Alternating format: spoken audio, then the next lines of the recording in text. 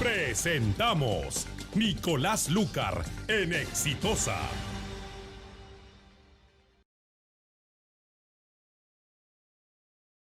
Contigo.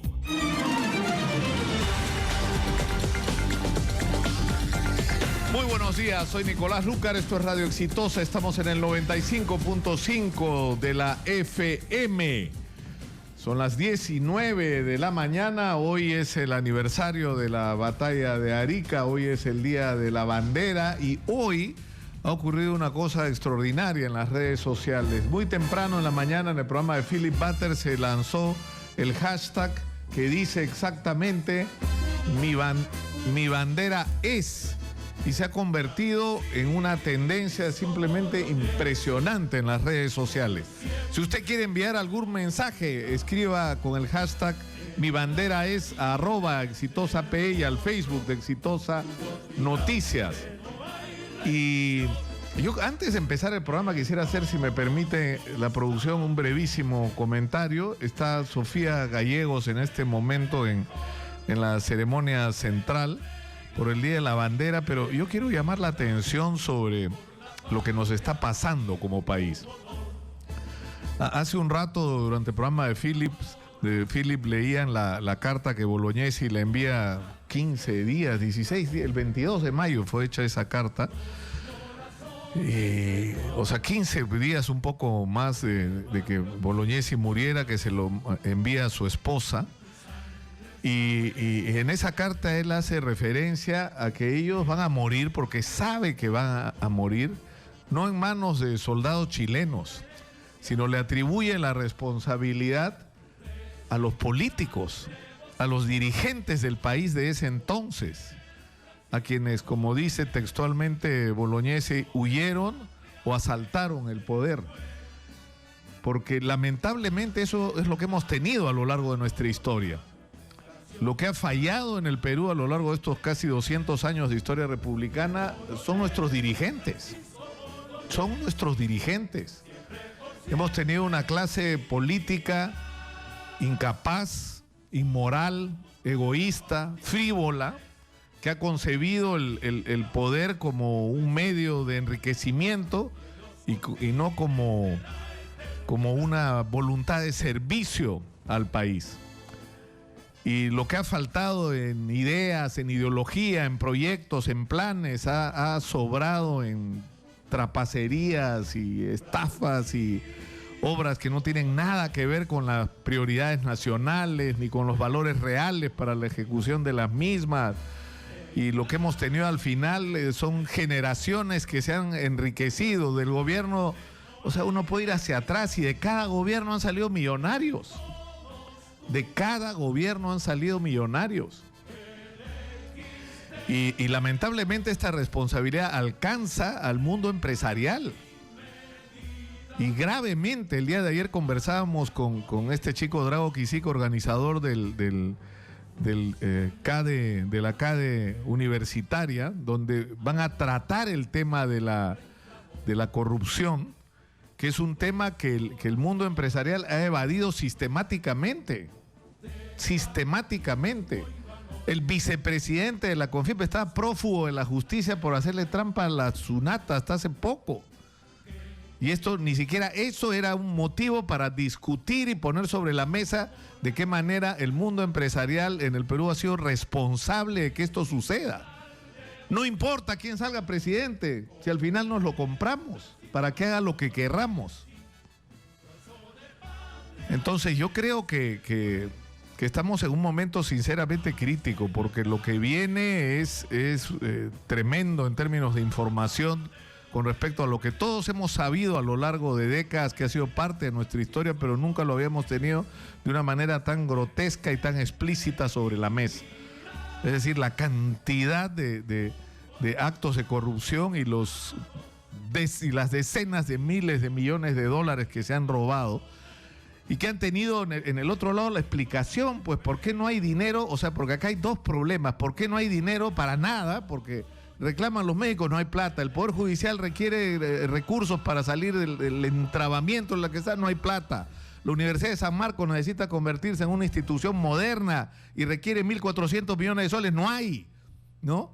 Y no hay plata para tener el triple de detectives de los que necesitamos. Y no hay. La respuesta es no hay, cuando por el otro lado nos dicen que sí y nadie entiende qué es lo que está pasando. Y lo que está pasando es que hay una combinación de ineficiencia y corrupción sistemática a lo largo de la historia del Perú. Y no basta sino cruzar la frontera para cualquier lado. Yo me acuerdo lo dramático que fue durante la guerra del Cenepa, que los periodistas ecuatorianos llegaban a la frontera en automóvil y nosotros teníamos que caminar un día y medio. Porque esa es la diferencia.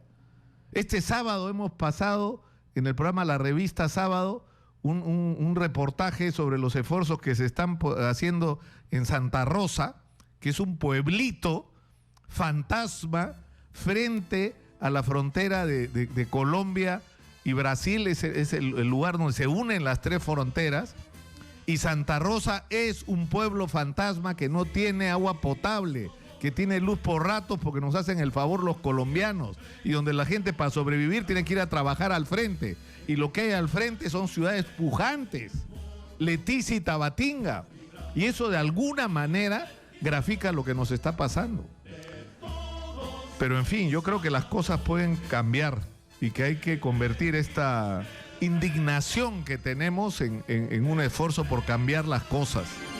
Y eso comienza por cambiar las reglas de juego. Vamos a hablar por eso en un rato con Patricia Donaire y la necesidad de una nueva legislación y un profundo cambio en las reglas de juego sobre quiénes hacen política en el Perú y a quiénes deberíamos poner a manejar los recursos públicos en el país. Sofía Gallegos, ¿dónde está Sofía? Está en vivo en este momento.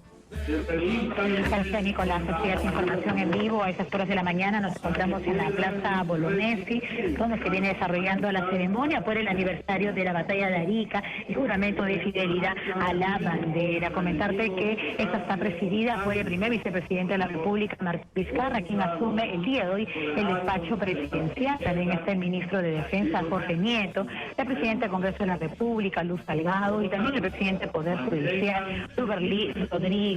En estos momentos lo que podemos observar alrededor de la Plaza Bolognesi son los diferentes agrupamientos de las Fuerzas Armadas, del Ejército, la Marina, la Policía, ellos desplazados, como bien indicaba, en los alrededores, entre ellos oficiales, suboficiales, y también están acá las unidades históricas de las Fuerzas Armadas, como la que integra la compañía Fanny, los Husares de Junín, y también indicarte que acá está la bisnieta Ana María Bolognesi y la tataranieta Ana María Raúl Bolognesi, quienes se encuentran pues sentadas en el estrado principal.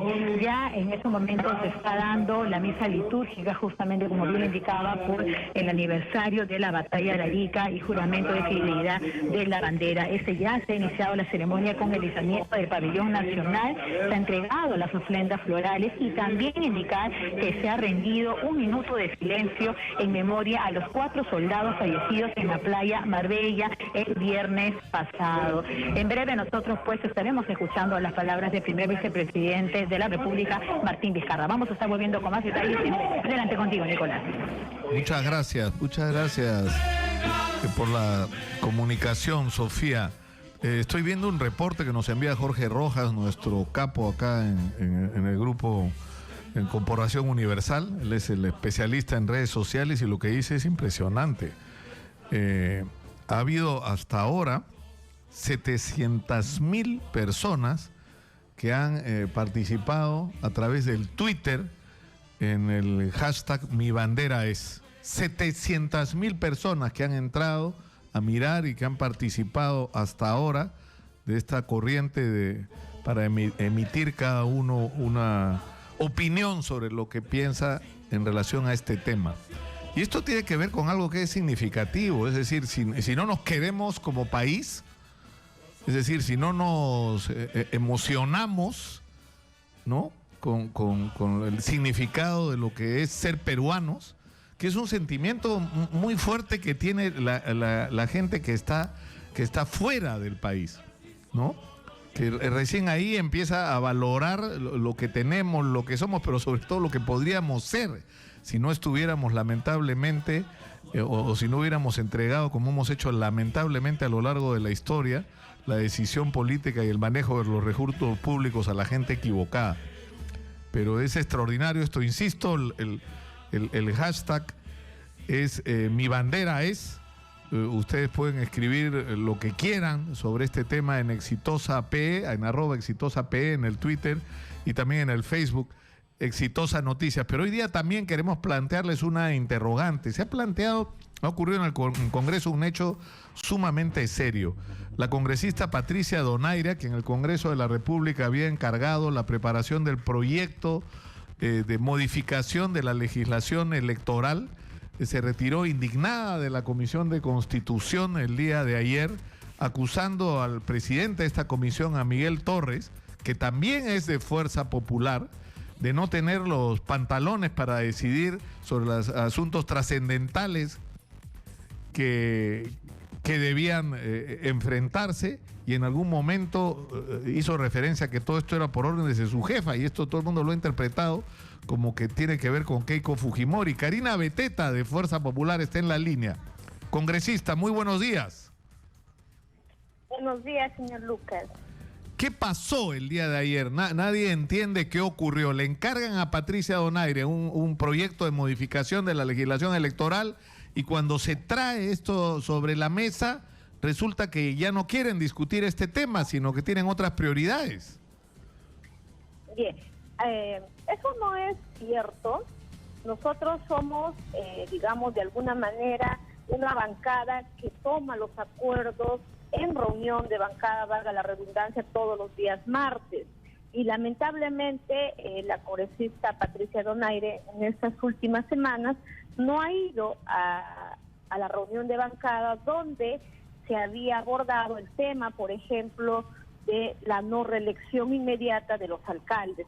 Y eso fue aprobado en bancada, que no va a haber una reelección inmediata, sino para 2022, que sí podría darse una posibilidad de una reelección. Entonces, el día martes, el congresista Torres puso dentro de la agenda también este tema y todo lo que también el trabajo que habría realizado el grupo de reforma electoral, la cual estaba como coordinadora la congresista Donaire.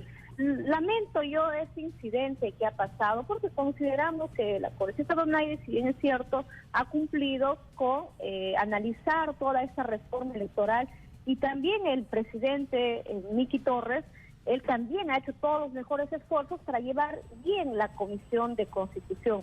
Y creo hay un error en la apreciación de mi colega Patricia Donaire, a quien con mucho aprecio también le hemos dicho el día de ayer que no son las formas de cómo hacer un trabajo. El grupo de trabajo que culmina con un informe pone a consideración de la comisión, y somos todos los integrantes de la comisión que tenemos que evaluar qué propuestas legislativas que habría trabajado el grupo podría ser viable, y ya pasa sin discusión. Y hay que entender que son una reforma más de 450 artículos, y lo que no entiende la congresista Donaire y también el congresista Lescano y todos ellos creen que en un mes podemos nosotros abordar los 400. Claro, pero ¿por qué, congresista, es lo que no se entiende? O sea, por ejemplo, uno de los problemas más serios que tiene el país en relación a la política, que tiene muchísimos, es el financiamiento de los partidos. ¿Por qué eso no es una prioridad? ¿O por qué no es una prioridad el que establecer el 4% del padrón electoral de requisito de firmas que uno tiene que reunir para inscribir un partido, que es absolutamente antidemocrático y excluyente, debería eliminarse? O sea, ¿por qué eso no es prioritario? Es decir, el abrir la política para que todos los peruanos tengan el derecho a participar en ella y no los de siempre. Correcto, totalmente de acuerdo, eso es lo que le hemos planteado, que se pueda ir viendo los puntos más importantes, como muy bien lo acabas de señalar, el tema del financiamiento, que ha sido muy fuerte, los escándalos que se han suscitado con todos los partidos, podríamos decir, por el financiamiento que se puede generar, que proviene de dinero no lícito, ¿no? Entonces, Pero, sin embargo, la congresista Donaire, el congresista Lescano y otros que conforman ese grupo consideran que no se puede. Pero congresista Beteta, pero lo que todos entendimos, y está precisamente en línea la congresista Patricia Donaire, pero yo le soy sincero, lo que por lo menos yo entendí era otra cosa. Congresista Donaire, muy buenos días. Aló. Sí, muy buenos días. Buenos días, Nicolás. ¿Cómo estás? Acabamos de escuchar, está en línea la congresista Karina Beteta y nos dice que ha habido reuniones o había una reunión de la bancada de Fuerza Popular donde la decisión ha sido ir viendo punto por punto y que en ningún momento hubo el compromiso de que se iba a ver todo junto, se iba a ver esto como un conjunto de reformas. No te entendí, Nicolás. Lo que te dijo Karina es que no se iba a ver como un conjunto de reformas, sino que se podían ir viendo una por una y que ya habían empezado con esta. Pero todos entendimos, que es lo que yo le estoy diciendo, que no era así. Es decir, estamos discutiendo, ¿no es cierto?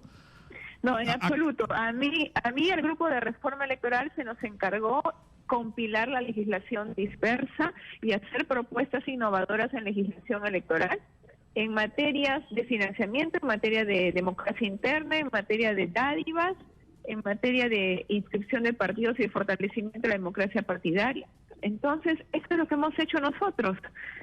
Si nos han encargado compilar, ¿cómo posteriormente nos van a decir que hay que desgranar en artículos para ir aprobando paulatinamente, cuando la idea es tener una ley electoral unificada? Claro, o sea, no resolver. Hoy día decidimos que los partidos, es decir, que no va a haber reelección, o sí va a haber reelección, pero a partir después del 2021. O sea, lo que ustedes dicen que es que debería entrar todo el proyecto a discusión de la comisión y en ese contexto ir viendo qué va y qué no va, pero como parte de un proyecto. Por supuesto, lo que nosotros hemos propuesto y no impuesto, Nicolás, que quede claro, es que se priorice los temas controversiales, que normalmente son los que más tardan en debatirse. Y al final el producto sea la ley electoral en su conjunto. Y nos dijeron, no hay tiempo. Yo sí creo que hay tiempo, y creo que muchas personas también, porque tenemos hasta diciembre de este año para sacar la reforma electoral codificada.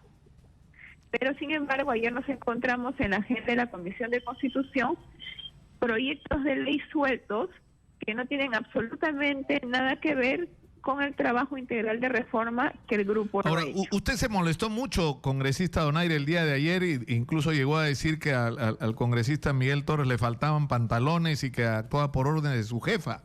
Y todo el mundo interpretó que se estaba usted refiriendo a Keiko Fujimori. Es decir, que quien manda es Keiko Fujimori y no las discusiones que tengan y decisiones que toman en la bancada. Bueno, lamentablemente esa actitud mía fue el resultado de una serie de discusiones anteriores que me han llenado de una frustración que creo que es totalmente comprensible, y que en sesiones anteriores también he manifestado mi malestar, no en la misma forma, pero así como se dice que yo falté respeto al señor Torres, también se me faltó el respeto a mí por parte del congresista Galarreta en otra sesión. Entonces, yo creo que hay que medir con la misma vara todo, ¿no?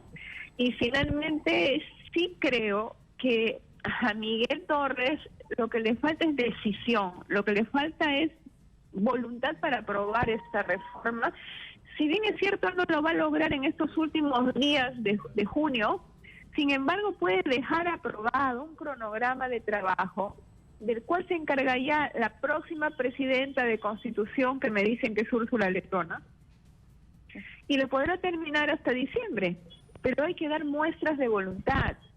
Sin embargo, Nicolás, hay algo más que me preocupa. Dentro de la agenda de Constitución de ayer, había un proyecto muy bien intencionado del jurado, que después se incorporó en el Código Electoral, respecto a prohibir las modificaciones legales un año antes de las elecciones. Estamos hablando de octubre de este año. Si esto se aprobaría, Nicolás, ahí sí nuestra reforma electoral quedaría frustrada porque no llegamos a diciembre. Claro, pero es decir, Eso, en todo caso, lo que hace es, o sea, es dar una evidencia más de que es urgente entrar a esta discusión, que es una discusión que tiene años, sobre la cual hay propuestas de organismos electorales. Es decir, ha habido todo un debate con respecto a esto y yo creo que está más o menos claro lo que hay que hacer. Lo que había que hacer era ordenarlo y tomar decisiones, ¿no es cierto? Ahora, ¿qué va a hacer usted? Pero ¿qué va a hacer usted, congresista? Patricia Donaire, ¿se queda o no se queda en Fuerza Popular? Yo sigo luchando, Nicolás, yo soy un Quijote, lo he dicho. Yo entré a Fuerza Popular como invitada por Keiko Fujimori, porque se me explicó que era un partido diferente, que había la necesidad de cambiar la historia, hacer una ruptura radical con la corrupción y había que fortalecer democráticamente el partido. Entonces, yo en esa creencia estoy en Fuerza Popular y creo que mis compañeros de bancada van a poder reflexionar y darse cuenta de la importancia de aprobar una reforma electoral integral, que no es un capricho de Patricia Donaire, es el producto de un trabajo de un grupo multipartidario y que además la población y todos lo están esperando. Pero usted ha mostrado incomodidad. Y acaba de usted misma reconocer hace un momento que no es la primera discusión que tienen sobre la manera como se están manejando las cosas, por lo menos en relación al tema de la reforma electoral, que es un asunto tan trascendente. Es decir, ¿qué va a hacer usted? ¿Usted va a tomar alguna iniciativa o yo espero va a esperar el pronunciamiento de la comisión que han nombrado del partido? Hoy día escuché al congresista Salaverry decir que también me quieren enviar a ética en el Congreso y la verdad que eso me ha sorprendido, porque hay congresistas que por hechos mayores no los han enviado a ética y a uno por defender sus ideas y una reforma que es producto de un trabajo arduo nos quieren mandar a ética. Entonces, yo la verdad me someto a cualquier tipo de investigación o de procedimiento sancionado y veremos los resultados, ¿no? Bueno, yo le agradezco muchísimo a la congresista Patricia Donaire, pero, o sea, ¿le han pedido que rectifique alguna expresión o no? Lo que me pidieron es que solicite disculpas a Miguel Torres y a toda la bancada porque se han sentido hondamente ofendidas por mis expresiones. Y lo que yo he hecho y no se ha manifestado por el congresista Galarreta es retirar las expresiones ofensivas. Pero yo no puedo pedir disculpas por defender un trabajo que se ha realizado exhaustivamente. Está claro.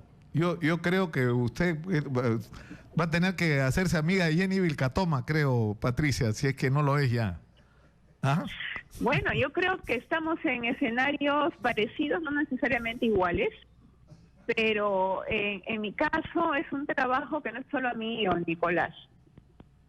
Yo lo sé porque nosotros hemos estado siguiendo este tema y quiero aprovechar la oportunidad para insistir en que no se puede exigir 750,000 firmas para que un partido se inscriba. Patricia, yo le he fastidiado con eso toda esta semana. Toda ley es perfectible. Si entra el debate, está aperturada para las modificaciones. No decir ninguna. Y ser las elecciones internas el mecanismo de tamiz para determinar qué número de electores o afiliados tiene un partido político para seguir perdiendo en el tiempo. Muchas gracias a Patricia Donaire.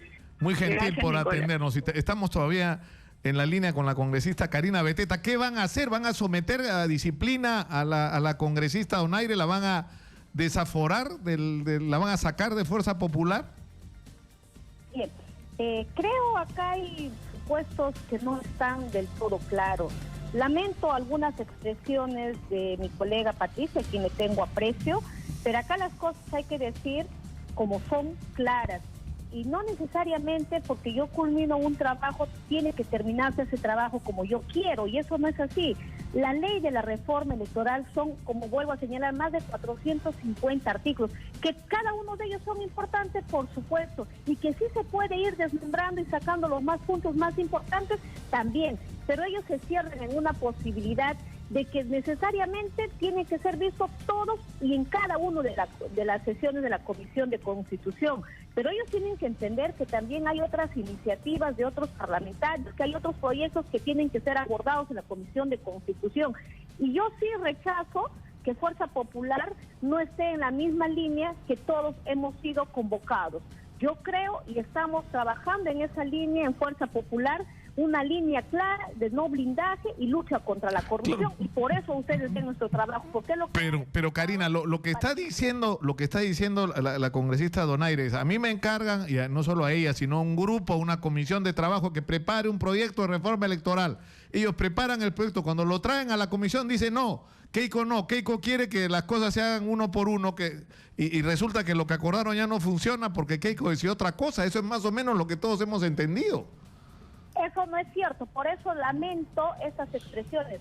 Lamento que tengan que meter en un tema a Keiko Fujimori. Keiko Fujimori en ningún momento ha dicho que se vea un artículo o no se vea. Decidimos una bancada donde cada martes hay un debate más de 5 horas, desde las 6:30 y a veces terminamos 12, 11 de la noche. Entonces, no se puede decir que aquí hay una cúpula, que solamente hay jefes quienes deciden. No, lamento que ellos se sientan así, pero yo sí puedo decir, porque asisto en gran parte de las sesiones de la comisión de la bancada, salvo que por alguna emergencia que estoy en mi región no puedo acudir, pero en su gran mayoría, donde he sido testigo, hemos debatido ampliamente diversos temas. Por ello yo señalo, creo aquí hay un tema que Patricia, espero que ella entienda, que nosotros tenemos claro el panorama. ¿Vamos a abordar la ley electoral? Por supuesto que sí. Tenemos 4 años siguientes que muy bien podríamos ver toda la modificatoria. Eso no significa que en los 4 años vayamos a terminar, pero en un mes no nos pueden presionar a que tengamos que ver sí o sí el trabajo que terminó un grupo en este caso de la ley electoral, así como el trabajo que terminó la congresista Donaire.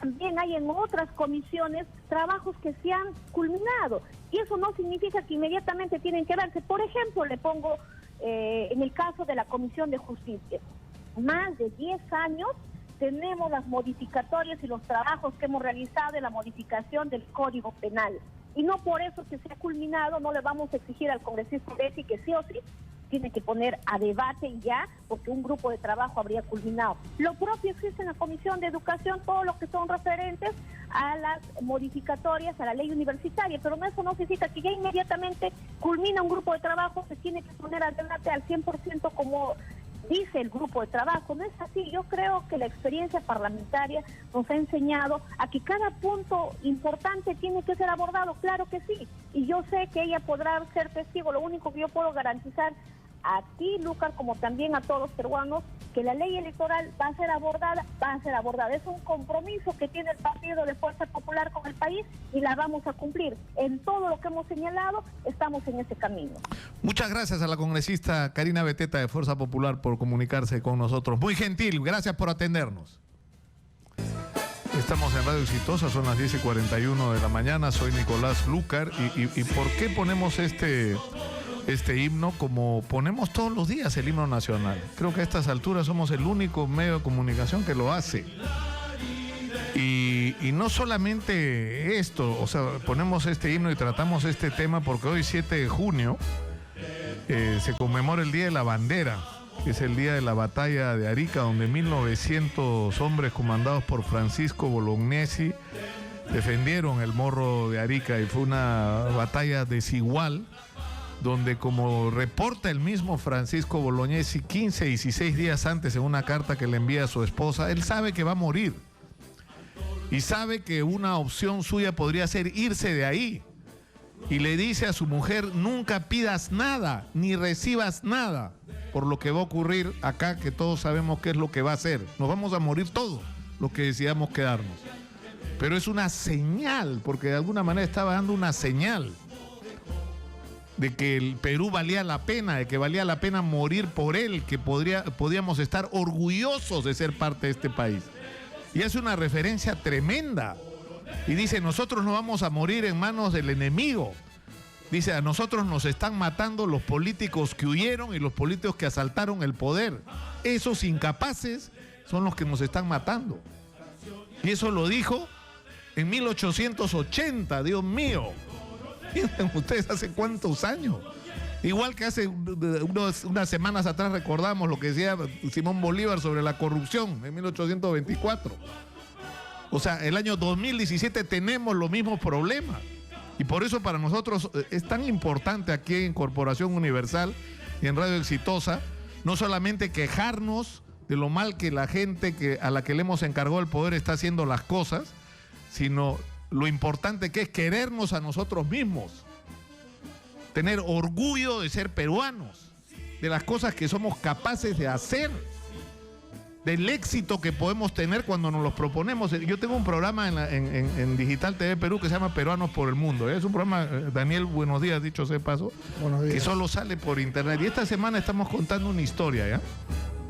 Hay un señor que se llama Victoriano. Todo el mundo conoce a Gastón Acurio. ¿Sabes quién es Victoriano? Es un cocinero, Daniel, que trabaja con Gastón. Llegó de provincia solo a los 12 años a Lima a trabajar y empezó de nada y se sacó la madre durante toda su vida aspirando como una esponja así cada conocimiento de la cocina porque adoraba la cocina y se ha convertido en un elemento clave en el desarrollo de cualquier producto gastronómico que pretenda tener éxito, porque él hace que los restaurantes de éxito en el mundo funcionen, los pone en movimiento, hace que la gente respete las recetas, mantiene los estándares. Bueno, ese hombre acaba de celebrar la primera graduación de una persona de su familia en una universidad. ¿Y sabes dónde se ha graduado? En la Universidad de Nueva York. O sea, el orgullo de un hombre como Victoriano de haber logrado lo que un peruano puede lograr simplemente si le das la oportunidad. Pero esto tiene que ver además, y con esto termino, en querer lo nuestro en todos los sentidos. O sea, por eso en esta cadena de emisoras de las que somos parte se promueve la música peruana, ¿no? Que además es una música que está en proceso. Estamos buscando nuestra identidad como país con una nueva música nuestra, ¿no? Que trae de la música andina, de la música criolla, trae de toda esta mezcla de culturas que somos los peruanos, de la música afroperuana. Estamos juntándolo todo para producir algo que no sabemos en qué va a terminar, ¿no? Y es eso lo que estamos reivindicando y ese es el espacio en el que nos hemos convertido. Por eso es el éxito que está teniendo esta corporación, porque estamos expresando ese espíritu nacional, ¿no? O sea, no es solo un asunto político, ¿eh? No solo que acá no nos casamos con nadie y le damos con fierro al que se lo merezca, ¿no? Sino que estamos comprometidos con estas ganas de construir un país distinto en todos los sentidos, ¿no? No solo en el político. Un país además alegre, que es lo que somos. Pero en fin, Daniel Urresti está con nosotros. Bienvenido, Daniel, como siempre. Muchas gracias por estar acá. Buenos días, muchas gracias por la invitación. Yo quisiera que comencemos por comentar brevemente el incidente este de Marbella. O sea, ¿cómo es posible que nos haya pasado así, que se sacrifique de una manera absurda la vida de 3 chicos? O sea, ¿qué pasó? Bueno, mira, primero si me permites hacer así un resumen en 30 segundos sobre el Día de la Bandera, ¿no? Porque vale la pena. Simplemente para decir que nosotros firmamos un acuerdo con Bolivia. Argentina se retrae en último momento y por honrar ese acuerdo es que nosotros ingresamos a esta guerra que inicialmente era entre Chile y Bolivia, pero recordemos que Chile simplemente representaba a Inglaterra, todo el armamento y la logística, etcétera, era inglesa, porque ellos tenían el interés, necesitaban los productos que se producían, que tenían en esa zona, para la agricultura, sobre todo allá en Europa. Muy bien. Número 2, mientras estuvo Grau, Grau evitó que el ejército chileno pueda desembarcar en territorio peruano, ¿de acuerdo? Que era lo lógico, era la forma en que Chile tenía que atacar al Perú por tierra, desembarcando en territorio peruano. Grau evitó eso hasta que murió, hasta que se inmoló. Una vez que se inmola, recién pueden desembarcar. Para esto el ejército del sur venía preparándose y pidiendo ayuda aquí al gobierno central. Ante la presión de la población de por qué no se le envía ayuda, pertrechos, etcétera, al ejército del sur, Piérola, entre bombos y platillos, despide en el Callao un buque que se supone que llevaba pertrechos militares. Tremendo engaño, porque cuando llegó allá solamente eran toneladas de tela, para que peleen con tela. En fin, perdemos en el Alto de la Alianza por falta de municiones, no por falta de valor, no por falta de coraje, porque en un momento comenzó a retroceder Chile, parecía que ganábamos esa batalla del Alto de la Alianza, cuando se acabaron las municiones y eso se convirtió en una carnicería. Mientras los peruanos continuaban el ataque a bayonetazos, los chilenos los ultimaban a balazos. Bolognesi defiende la plaza, es decir, la plaza de Arica, que era sumamente importante. El tomar Arica significaba el inicio de la conquista del territorio peruano, y él lo entendía así. Él entiende que no le van a llegar los refuerzos que estaban en Arequipa, entiende que son menos, hace una serie de trabajos de minado, etcétera, pero se enfrentan a un número que los excede prácticamente en 6 o 7 veces. Sabían que estaban acabados. Bolognesi es consciente, igual que sus oficiales, y ahí también está uno de los grandes marinos cuyo buque fue hundido y por eso es que se queda ahí a ayudar en tierra. En fin, ellos conscientes de que van a ser masacrados, es que deciden conscientemente defender la plaza. Se hace la convocatoria, todos aceptan conscientemente morir. Sabían que iban a ser masacrados, pero ¿por qué valía la pena? Porque, mira, otra sería la historia si Bolognesi ante esto, pues decía, podemos mejor vivir y dedicar nuestra vida al Perú, ¿no? Nos rendimos, porque finalmente igual nos van a masacrar, y aquí acaba, y bueno, cada uno verá cómo puede ayudar al país en adelante. Y si hubiese sido eso, la derrota, esta derrota que fue causada por nuestra propia clase política, porque luchamos contra Inglaterra, no contra Chile, contra una superpotencia en ese momento, esa derrota sí hubiese sido ignominiosa, hubiese sido una derrota cobarde, no tendríamos cara para ponerla hoy día y decir, sí, perdimos, pero perdimos con honor, dimos nuestra sangre en el camino. Y eso es lo que hizo Bolognesi, eso es lo que hicieron todos estos patriotas. Y a mí me enerva tremendamente ese cinismo que en algún momento ha comenzado a desatarse cuando se quiere disminuir, se quiere minimizar estos sacrificios de esta gente que finalmente han logrado que el Perú sea pues lo que es actualmente, ¿no? Para bien o para mal. Si no hubiese sido por eso, cuando invaden Lima, porque aquí Lima fue invadida por chilenos y eso muchas veces no te enseñan bien en historia de Perú, nuestras autoridades estaban bajo el comando de los chilenos. Y aquí en Lima, que había mucho apellido extranjero, embanderaron sus casas con la bandera de los apellidos de origen, ¿me entiendes? Para evitar que ser, saqueados o ser presionados por los chilenos. Así que, más bien, Bolognesi, Alfonso Ugarte, etcétera, que Alfonso Ugarte era tal vez pertenecía a la familia que más dinero tenía en ese momento en el país. Toda la familia se fue para no estar en la guerra, él se quedó.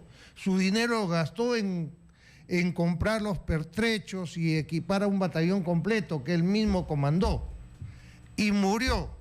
Que el caballo no se tira, que la bandera, que no sé qué y no sé cuánto. Ahora, más bien, los chilenos en sus libros, Maquén, etcétera, le rinden culto a Alfonso Ugarte, a Francisco Bolognesi, le rinden culto porque ellos valoran realmente cuál es el verdadero sacrificio que tuvieron estas personas.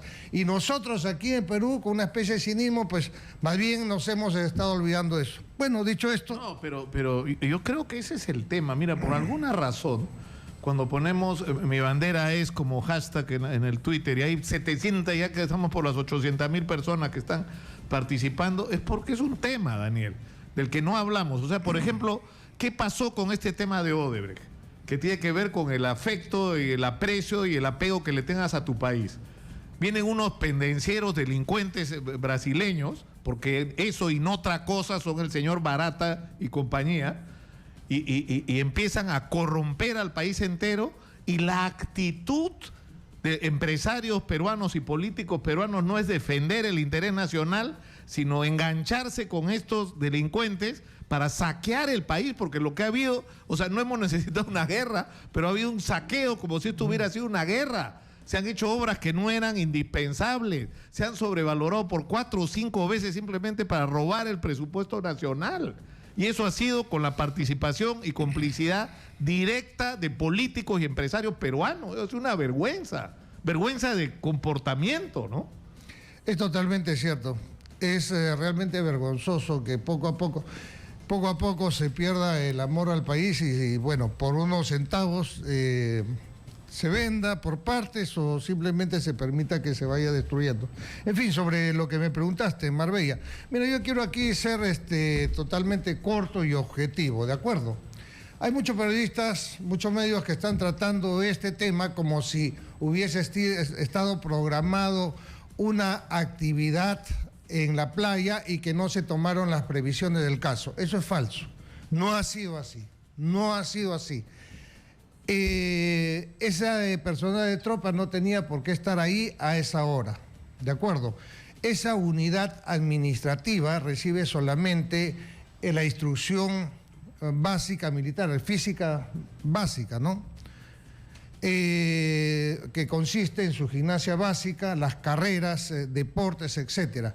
Para una unidad administrativa como esa no existen pruebas de valor, no existen cosas extraordinarias que tengan que hacer. Saludas al mar, eso de meterse... No existe. Pero ¿eso qué significa? Que esto es una negligencia atribuible al mayor... Una negligencia atribuida al mayor y lo alcanza al comandante jefe de unidad porque fatalmente dice bien claro el reglamento que todo lo que sucede o deja de suceder en la unidad es culpa del jefe de unidad. Por eso es que existe una progresión semanal donde se indica exactamente qué debe hacer la tropa desde que amanece hasta que se acuesta. Que a veces no se cumpla, problema del comandante, porque eso se debe cumplir, ¿de acuerdo? Entonces, por lo menos en estas cosas se debe tener cuidado. Ahora, ¿qué cosa es lo que se supone que han hecho? Que yo me imagino con todo lo que ha ocurrido. Existe una prueba que se llama saludo al mar, que no es para nada peligrosa en principio, que es costumbre de la escuela de comandos, costumbre de la escuela de paracaidistas. Después de un recorrido muy largo, una carrera muy larga, que vas con botas, con equipo de campaña, con fusil, después de una carrera muy larga te regresan por la Costa Verde. Y a la altura de Agua Dulce te detienen, hay salvavidas, hay ambulancia y todo, y te hacen ingresar abrazado de codo a codo al mar. Pero meterte pues en Agua Dulce es una piscinita, pues, te metes hasta el pecho y te agachas para mojarte totalmente. ¿Cuál es el objetivo de esta prueba? Que la segunda parte de la carrera la realices totalmente empapado, eso es todo, ¿me entiendes? Aquí... no sé cómo se le ocurre al mayor tratar de hacer algo similar, pero en un sitio pues totalmente peligroso, no midió. Entonces aquí hay definitivamente negligencia y una serie de cosas que tienen que ser vistas no solamente en la parte administrativa por el ejército, que ya lo está viendo, ¿no? Sino por la Fiscalía, que determinará qué delito se ha cumplido y juzgará a todos los que resultan responsables. Ahora, Daniel, se ha emitido un preinforme sobre el tema de las compras militares, ¿no es cierto?, y policiales, sí. Y ahí ha salido como una recomendación acusar constitucional a medio mundo, ¿no? Ollanta Humala, los 6 exministros, ¿no? O sea, Pedro Cateriano, Daniel Lozada, Wilfredo Pedraza, Daniel Urrestia, José Luis Pérez Guadalupe, pero también... hay otra acusación por la comisión supuestamente del delito de negociación incompatible o aprovechamiento indebido del cargo, que esa parte no la entendí bien, pero eso se refiere específicamente a los ministros del Interior, ¿no? Sí, a ver, ¿qué significa? O sea, ¿qué dice ahí? Dice que ha robado. Dice claramente que durante la compra has recibido coima o has visto la forma de robar. Eso es lo que dice. Ese es el delito. O sea, que compraste y robaste. El único problema que yo veo ahí, porque cada quien demostrará sus acciones, porque yo estoy totalmente de acuerdo en que a todo el mundo deben investigarlo. Si eres funcionario público no te vas a molestar porque te investiguen, pues, ¿no es cierto? Y si has hecho algo malo, bueno, afronta las consecuencias. ¿Estamos de acuerdo?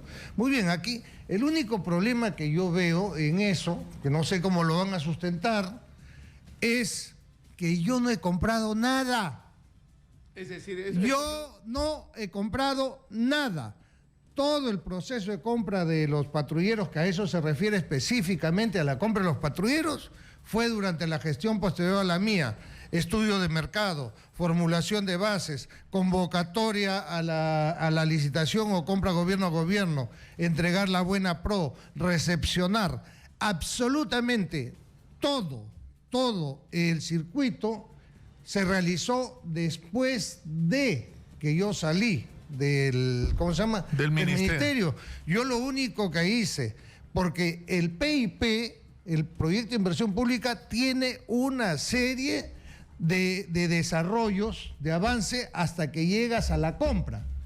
Yo avancé hasta justo antes de la compra, es decir, en la parte que yo encontré, entonces me tocaba a mí iniciar las acciones preparatorias, es decir, de acuerdo a la compra de gobierno a gobierno, averiguar quiénes estaban interesados en participar, qué gobiernos, y respondieron 6 gobiernos, 6.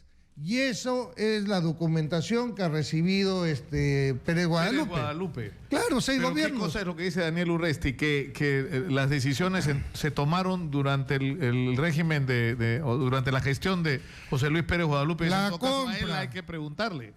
A ver, para comenzar, yo no puedo poner al fuego las manos por nadie, pero sí, como estoy interesado en este caso y hemos tenido que revisarlo de pe a pa, te digo, no pongo mis manos al fuego por nadie, pero te digo, no se ha encontrado una sola prueba, un solo indicio de que hayan coimeado.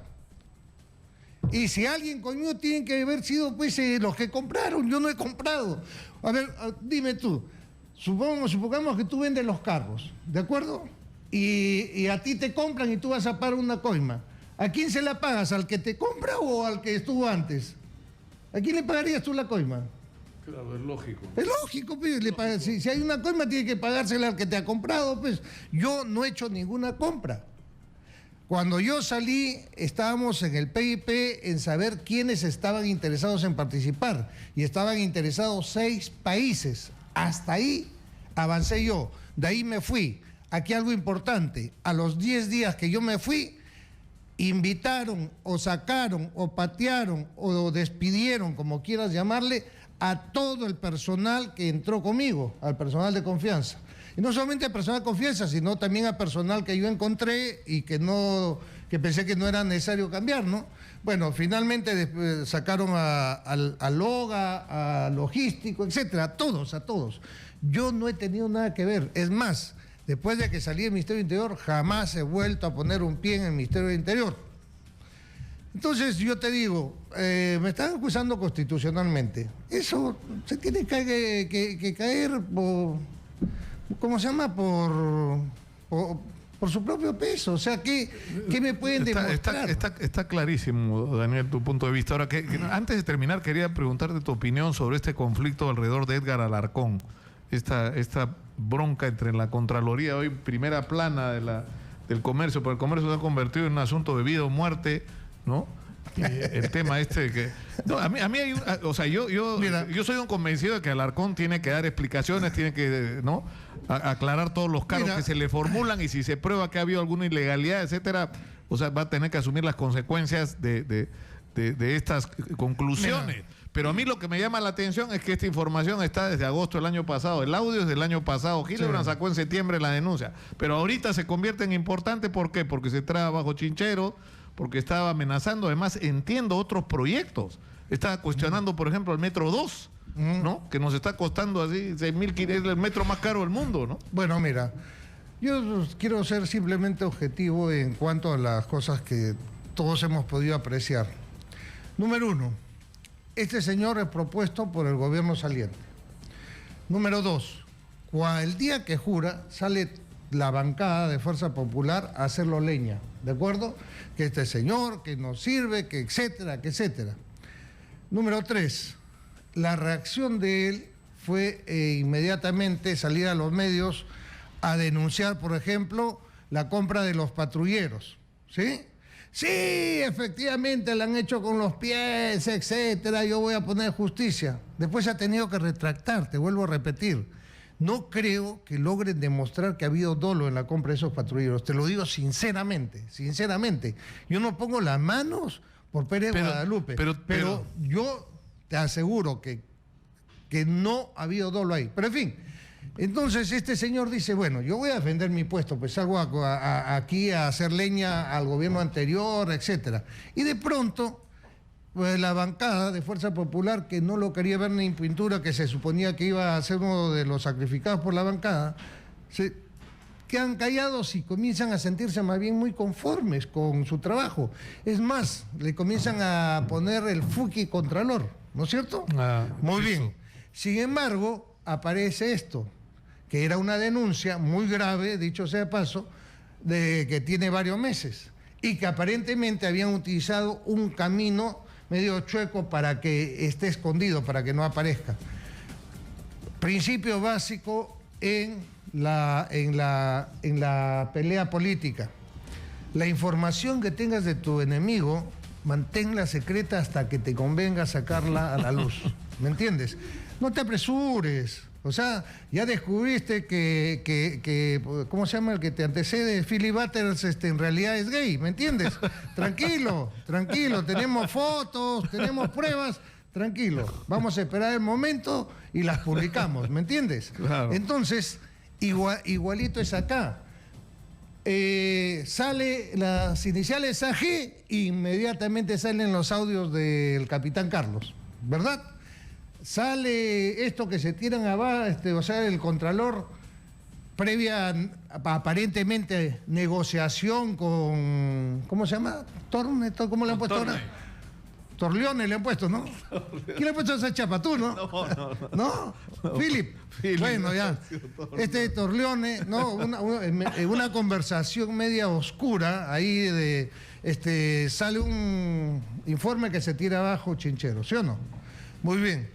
Entonces, ahora... Esa es la oportunidad para sacar lo que tiene. Pero el problema que tiene el Contralor es el siguiente, que se ha puesto en contra de los que tienen plata. Número dos, que en este momento la mayoría lo tiene la bancada fujimorista. Así que el Contralor que lo releve va a ser hecho a medida, tipo sastre, por el fujimorismo. Así que él se ha vuelto desechable. Y ese es el problema que tiene ahora. Por último, ahora sí, no insistan porque ¿cuánto me han insistido para que venga y ahora me quieren votar? Voy a decir bien claro lo siguiente. El presidente PPK nos traicionó a todos los jubilados de las Fuerzas Armadas y Policía Nacional. A mí me mintió en mi cara pelada. Porque que me haya dicho cualquier otro presidente, sí, vamos a solucionar el tema de los jubilados porque hay de dónde sacar dinero. Sí, porque eso es totalmente solucionable. ¿Por qué tenía que creerle? Porque él ha sido ministro de Economía varias veces. Ha trabajado en el Banco de la Reserva, ha sido premier y es una autoridad en economía a nivel por lo menos regional, si es que no es mundial. Si ese hombre me dice a mí que es totalmente factible, yo le tengo que creer. Y por eso él me autorizó a anunciarlo inclusive. Y me dijo, yo ya le he dicho a Torne que le dé solución a esto, una de las primeras cosas que vamos a hacer. ¿Y qué resulta ahora? Que, ¿cómo se llama este señor? Torleone, ¿no? Bueno, resulta ahora que Torleone, pues ya no le da la gana, ¿no? La ley que han aprobado, el proyecto de ley que ha aprobado Fuerza Popular, y vamos a decirlo con todas sus letras, porque si no es por Fuerza Popular no se aprueba nada, los militares le están muy agradecidos a Fuerza Popular. Y te vuelvo a repetir, creo que ya te lo dije en una oportunidad, probablemente PPK sea el causante de que Keiko Fujimori sea presidenta del 2021, porque los militares no olvidan. todos estos jubilados, si aprueban esta ley por insistencia, te aseguro que va a tener fijos para el 2021 mínimo, como un mal cálculo, 800.000 votos, que en esta oportunidad no los ha tenido. Porque si Keiko Fujimori aprueba por insistencia esta ley y el 2021 nos dice a nosotros, ¿saben qué? Fuerzas Armadas, si yo cuando no esté en el poder les arreglé lo de jubilados, ahora que esté en el poder voy a mejorar las Fuerzas Armadas, el equipamiento, etcétera, y todo, hasta yo le creo, hasta yo voto por Keiko. Se acabó. Ahí dejémoslo mejor, ¿no? Ni quitarle ni ponerle nada. Claro. Daniel Urresti ha estado con nosotros. Muchas gracias, Daniel. Muchas gracias a ti y al congresista Yica, al congresista Donaire, que han impulsado esta ley y que estamos seguros que la van a aprobar por insistencia.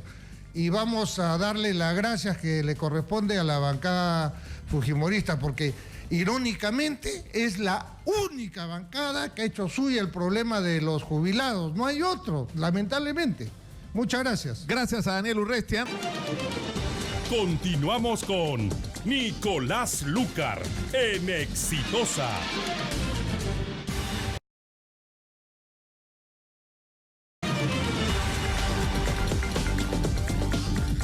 Estamos de regreso, soy Nicolás Lucar, son las 11:13 de la mañana. Antes de ir adelante, mensajes de nuestros auspiciadores.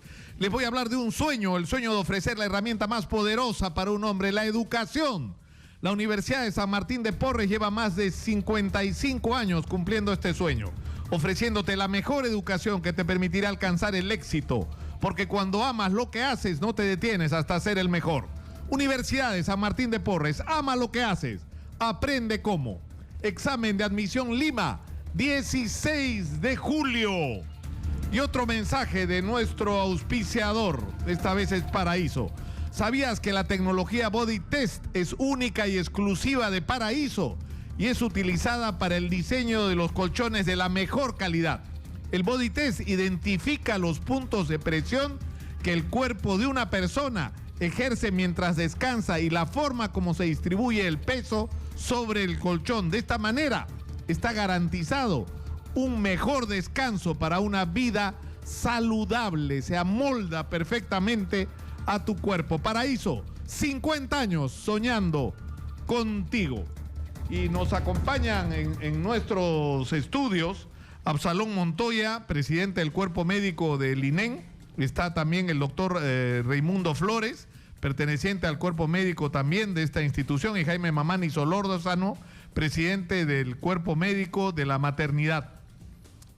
Y los hemos invitado, buenos días, gracias por estar con nosotros, porque hay una decisión que se está llevando adelante por parte del Ministerio de Salud de cerrar las clínicas que hay en los diversos hospitales, ¿no es cierto? Y que significaban que una posibilidad de tener acceso a ingresos en una situación tan crítica como la que está viviendo el sistema de salud. Bueno, muchísimas gracias por la oportunidad. Vengo trayendo el mensaje del Cuerpo Médico del INEN. Efectivamente, pues el cierre de clínicas ha mermado el ingreso, el presupuesto de la institución. Pero bueno, eso se encargarán las jefaturas institucionales, las autoridades, de ver cuál es el mejor rumbo en relación a la clínica. Pero eso es, en este momento es prácticamente secundario. Lo que vamos a tocar en el tema es estrictamente en relación a la actitud del ministerio con nosotros. Hay dos cosas fundamentales al respecto que tenemos que analizar. Número uno, tal parece que hay un ensañamiento con la institución. Se empezó desprestigiando a la institución. Se dijo que se trataba mal, que la lista de espera era demasiado, que nosotros no trabajamos adecuadamente, que no hemos hecho nuestra labor como debe ser, etcétera, un montón de cosas. Y además se dijo también que en el INEN hay muchas complicaciones, la muerte, infecciones, etcétera. Eso fue la primera parte. Y la segunda parte, lo cual es indignante, es contra los médicos del INEN. O sea, estamos en dos sectores diferentes. Y esto es a raíz de que toda la población de Perú lo ha visto en relación a lo expresado por la ministra. Nosotros no podemos permitir que una autoridad representativa, no podemos permitir que aquellas personas que van a liderar o van a ejecutar lo que son los destinos de la salud en el país, van a expresarse como que los médicos del INEN actuamos con discriminación a los pacientes en relación a recursos económicos. El INEN es una institución solidaria, grande, fuerte, que siempre ha velado por los intereses de los pacientes. Y nosotros los médicos nunca hemos diferenciado en cuanto a nuestras actitudes profesionales en lo que se refiere a que sería por una condición estrictamente económica. Hablamos de equidad. Perfecto, tenemos que tratar con equidad. Y la institución con ese profesionalismo, los médicos con esa gran voluntad de servicio, con esa aura que tienen de ser ángeles en la medicina para tratar el cáncer que no espera, definitivamente rechazamos las actitudes de la señora ministra expresada en los medios de comunicación. Nos ha llamado mafiosos, nos ha llamado que estamos en un monopolio, nos ha llamado corruptos, y eso es nuestra voz de protesta. Si es que existieran esas cosas, pues que lo demuestre y que no hable sueltamente en los medios de comunicación, porque eso va a la comunidad. Lo que no vamos a permitir de ningún modo es que se malinforme a la población, y sobre todo por un medio tan sintonizado, lastimosamente, que se presta para este tipo de comentarios. Nosotros siempre vamos a trabajar en beneficio del país, siempre vamos a trabajar en beneficio de los pacientes, y la alta especialidad por la que desarrollamos y los caracteriza está en beneficio de ellos. No se puede improvisar, no se puede hacer un programa muy superficial, al azar, sabiendo bien que en cáncer, lo vamos a repetir enésimas veces, no hay lugar a error. Por tal motivo es que nosotros, como médicos, vamos a seguir trabajando como siempre lo hemos hecho, con las dificultades que tenemos, vamos a salir de esto, vamos a tomar lucha en esto y vamos a salir. No vamos a permitir la injerencia del MINSA o del Ministerio, ni en la parte autónoma financiera que nosotros vemos, ni en la parte de normatividad. Las normas lo tenemos que trabajar nosotros como ente rector. Pero ¿cómo es posible esto? O sea, ¿qué atribuciones tiene el INEN? Porque ¿cuál es la situación legal del INEN en este momento? El INEN es una institución autónoma, depende administrativamente, financieramente depende del MEF. ¿Directamente? Directamente del MEF. Por tal motivo, todo lo que se trata del accionar económico debería ser directamente dirigida al MEF. Y si es que hay errores o si hay algunas cosas que no están claras, pues la Contraloría lo tiene que intervenir, más no el Ministerio. El Ministerio ahora está ingresando, está fiscalizando cuando su labor no lo compete. Usted dice que se está tomando atribuciones que en este momento, tal como está la ley y el estatus del INEN, no le corresponde. Efectivamente, no le corresponde. ¿Por qué? En un inicio, como en una entrevista pasada se lo dije, el Ministerio trataba de someter al INEN, convertirlo en un hospital más, con el decreto legislativo 1305. En esos 90 días que se le dio la potestad, hubo lo que se llama la transferencia tanto de los planes y de los efectos presupuestales. Pero ese decreto se derogó. Por tal motivo, el INEN recupera nuevamente su capacidad de ente rector, su capacidad autónoma. Sin embargo, la actitud del MINSA no es así. ¿Pero qué van a hacer, por ejemplo, con el tema de la clínica? ¿La clínica está cerrada, está abierta? ¿Cuál es la situación? La clínica está cerrada. Pero está cerrada por el Ministerio de Salud, que según ustedes no tenía atribución para hacerlo. Lo podría hacer, pero también tendría que ver algunas actividades o algunas, digamos, otros medios para que esta población que se atendía bajo ese criterio, ¿no?, bajo ese sistema, tenga derecho a atenderse en el INEN. O sea, lo que sucede acá es que creo que no se está pensando con el cierre de clínica, no se está pensando en los pacientes. Más se está pensando en deteriorar al INEN desde el punto de vista económico, que voy a disminuir los ingresos y fortalecer las clínicas privadas. Creo que eso es el mensaje común que se puede dar. O sea, porque ¿quién se beneficia con el cierre de la clínica del INEN? Es la pregunta que hay. O sea, como dicen los gringos, sigue el dinero, follow the money. O sea, ¿quién se beneficia con esto? Según el Ministerio, se benefician los pacientes. Los médicos, ¿no? Según el Ministerio se benefician los médicos. Digamos, la única finalidad que permanezca la clínica era beneficio de los médicos, según el Ministerio. Pero en el accionar, ¿qué vamos a ver? Que lo que se benefician son las clínicas privadas, porque los pacientes van a tener que ir a las clínicas privadas. El problema es que las clínicas privadas no tienen la capacidad resolutiva que tiene el INEN. Eso es un problema. Porque nosotros igual vamos a ir trabajando tanto en el hospital como en cualquier clínica, como cualquier otro ser humano que tiene derecho a trabajar. Pero en este momento, si tú eres un paciente con cáncer que te estabas tratando en la clínica del INEN y te cerraron la clínica del INEN, ¿dónde vas? A cualquier clínica. de acuerdo a la clínica que tenga la cobertura. Cualquier clínica, ya sea por los seguros que tenía, porque no hay que pensar solamente que el INEM en la parte clínica se atendían los pacientes pagantes. También hay pacientes convenios con los seguros, con diferentes tipos de seguros. Ahora, ¿y los fondos que recababa la clínica, qué destino tenían de la clínica del INEM? Esos recursos eran estrictamente destinados para los planes de contingencia en estos casos de crisis.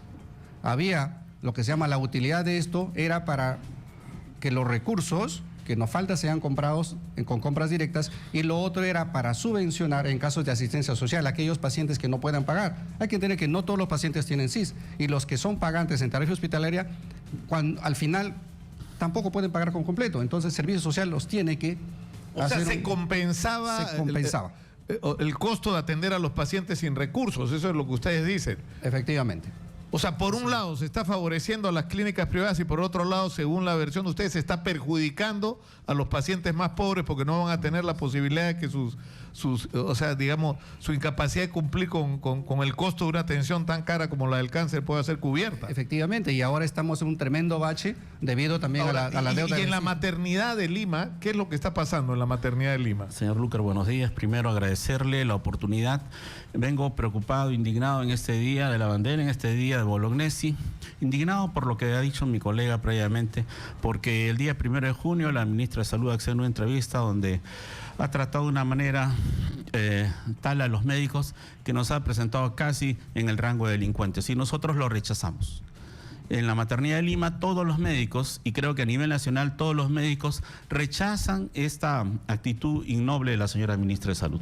Vengo preocupado efectivamente por los problemas que en esa entrevista mencionaron, los problemas de la inequidad, y la inequidad se refleja en diversos ámbitos. El SIS, que no quiere pagar la deuda reconocida por el Ministerio, es más de 70 millones, pero que en realidad es más de ¿A la 200. maternidad cuánto le debe? 5.600.000. Pero ahora salen con argucias tales como que no estaban bien llenadas las fichas.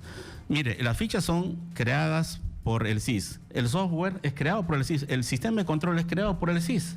¿Y van a echar la culpa a quién? Al personal de salud, que le recargan una gran cantidad de fichas y materiales para llenar, cuando nuestra función es de atención directa al paciente, no de llenado de fichas. Pero con esa argucia quieren hacer, como diría queridamente la gente, un cabezazo a todos los establecimientos del país. No quieren pagar esta deuda millonaria que se tiene con todos los establecimientos, y nosotros, frente a este cierre de los servicios de tarifario diferenciado, porque es una falsedad lo que dijeron continuamente en esa entrevista, que existían clínicas privadas cuando pertenece a un particular, y eso nunca ha existido, siempre ha sido del Estado. La preocupación nuestra en maternidad es, tenemos nosotros 313 servidores contratados por terceros. Ellos han tenido un pago hasta el día 30 de mayo, originado en parte por lo que recaudamos por lo que se conoce como clínica. Desde el día 1 de junio no tienen un pago asegurado. Porque no hay de dónde sacar para pagarles. Es más, han dicho que no, ellos, si nosotros ¿Y este personal a quién atiende? O sea, atiende a los pacientes del SIS y a los pacientes... Claro, es un personal destinado a la atención de todos los pacientes. Imagínese usted solamente que nosotros tuviésemos que prescindir de los servicios de estas personas. Ahora, el problema no es solamente en maternidad, el problema es nacional. Mire, yo acabo de conversar hace pocos minutos con un amigo de Piura, y él me dice que el problema en Piura está de mal en peor. Los pacientes siguen enfermando y siguen muriendo, señor Lucar. Y antes de venir a esta entrevista, revisé los datos de la Oficina General de Epidemiología, que a fines de mayo ha reportado a nivel nacional 53.000 casos de dengue, con 58 muertes hasta la semana epidemiológica 21. Y sobre Zika, donde tenemos más casos es en Ica, donde se han reportado 3.687 casos y tenemos 61 gestantes reportadas como Zika. Y en Loreto nosotros tenemos 1.026 casos de Zika con 108 gestantes Pero eso es gravísimo, ¿no? Es gravísimo porque es a eso, quien, o sea, donde se ha probado el daño severo del Zika es precisamente en las gestantes, ¿no? Por supuesto. ¿Y por qué ocurre esto de que no se detiene el brote? Porque simplemente primero no hubo plan de contingencia. Cuando vinieron las lluvias, vino toda la catástrofe climatológica, se pidió, la población, los médicos pidieron en la zona norte a la ministra de Salud que eleve el plan de emergencia en salud nacional. No lo quiso hacer y ahí está el reporte del 6 de febrero. Vamos a escuchar, la señora Magariño, nuestra productora, tiene exactamente las frases que usó la ministra para referirse a los médicos del sector salud. Adelante, por favor. En realidad, esta es toda una historia, ¿no? En este momento, en estos 4 institutos, lo que se tiene son 3 modalidades de atención. Lo que podría ser la modalidad que le llamamos servicio de salud con tarifa diferenciada, que son las clínicas. Las personas que son pagantes y las personas que se atienden por el SIS. Las personas pagantes y las que se atienden por el SIS compiten por las camas, por la consulta, pero la gente que está en este servicio de salud con tarifa diferenciada, que es la clínica, tienen un trato totalmente distinto. Ahora, ¿cómo viene la historia? Más o menos en los años 90, ¿ok?, se toma la decisión, creo que con la idea, ¿no?, con una buena idea, de poder ver si dentro de los establecimientos públicos se podían crear estas clínicas donde la gente pagaba para poder mantener al servicio público. De acuerdo. ¿Ok? O sea, la idea no era muy descabellada. Las tarifas diferenciadas. Ahí surgen estas tarifas diferenciadas. Pero ¿qué fue lo que pasó?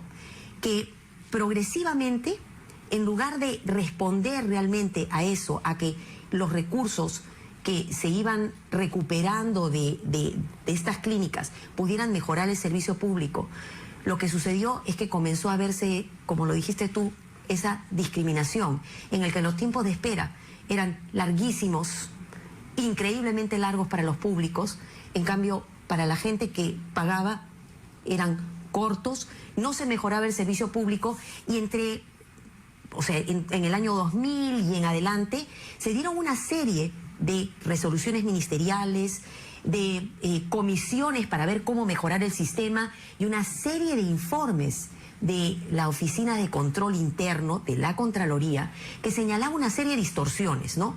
Que señalaba que la contabilidad de los recursos que ingresaban a través de estos servicios no era clara, que habían pagos importantes a los médicos que atendían, que habían ciertos médicos que recibían más que los otros, que habían de quinta categoría, o sea, habría lo que se llamamos una doble percepción, y que realmente eso lo único que había condicionado, o sea, que toda esa idea de poder ayudar por la parte privada al servicio público, todo eso no era cierto. Y finalmente, fíjate, una última resolución ministerial en el año 2012, en que se da hasta el 31 de mayo del 2012 para que todos los hospitales a nivel nacional, hospitales, institutos, todos cierren las clínicas. Eso es lo que tenía entendido. Quisiera responder eso. Sí. Mire, no es cierto lo que allí se afirma. En el año, hace 3 años nosotros atendíamos, por dar un indicador solamente, en Maternidad de Lima, 20.000 partos. El año pasado hemos atendido 22.000 partos. Nosotros hemos crecido en cantidad de atenciones. En estos años nosotros hemos reducido el tiempo de espera para una cita a un día. Incluso el tiempo de espera operatorio para una operación lo hemos reducido a un día. Habíamos partido de más de 10 días de tiempo de espera.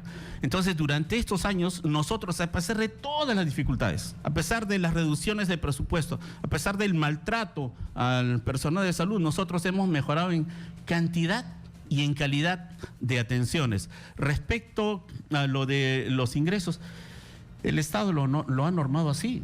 Si nosotros tenemos otro ingreso, aparte de nuestros ingresos de hospital, nosotros tenemos que presentar una renta de quinta categoría y eso es lo que nosotros hemos hecho. Como buenos peruanos hemos cumplido y están nuestras declaraciones juradas. Mire, yo por clínica le digo que debo haber ganado 300 o 400 soles mensuales. ¿A eso se refiere cuando dice cientos de miles de soles la señora ministra? Ahora, y sobre el trato supuestamente discriminatorio, es decir, que si tú pagas tienes lugar y si no tienes que ponerte en la cola. El tiempo de espera es de un día. En Maternidad de Lima, yo puedo hablar sobre Maternidad de Lima, el tiempo de espera es de un día, no se da eso. Ahora, nosotros ¿qué teníamos van la a hacer clínica. ustedes frente a esto? ¿Qué actitud van a tomar? Primero, para concluir, es indignante que la señora ministra diga que nosotros discriminamos a un paciente. Pues por lo menos que vaya al INEN, le invitamos que vaya al INEN y que vea cómo trabajamos nosotros día a día. Que entienda que como dice que por ley nos correspondía atender una clínica, esa clínica no es gratis. Nosotros también tenemos que, nos descuentan, aportamos con los honorarios que se cobra por ese servicio que vamos a dar. Es importante cuando se habla también de que, por decir, los médicos ganan cientos y cientos, de repente ella lo tiene los datos, no lo sé, pero que lo demuestren.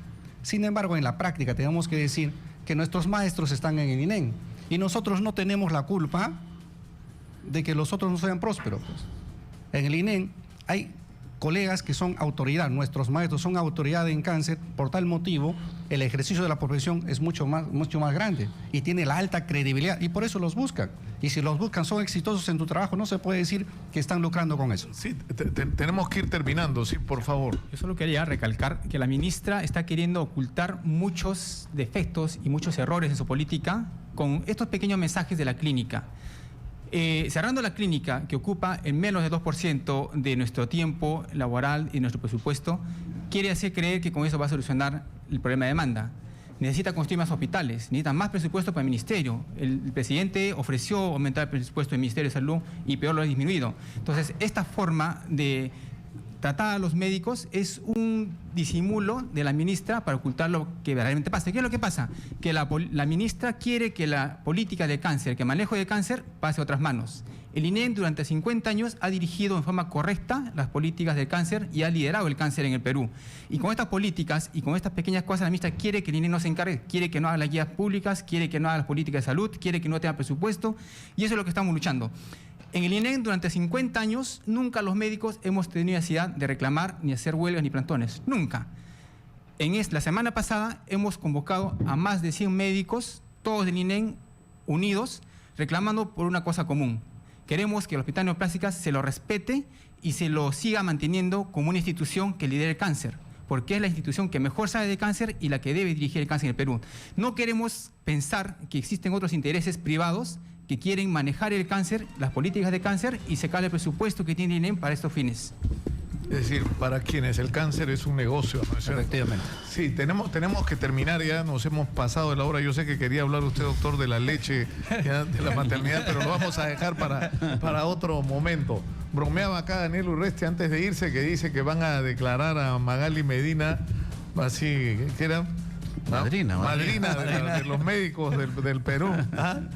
Vamos a ver.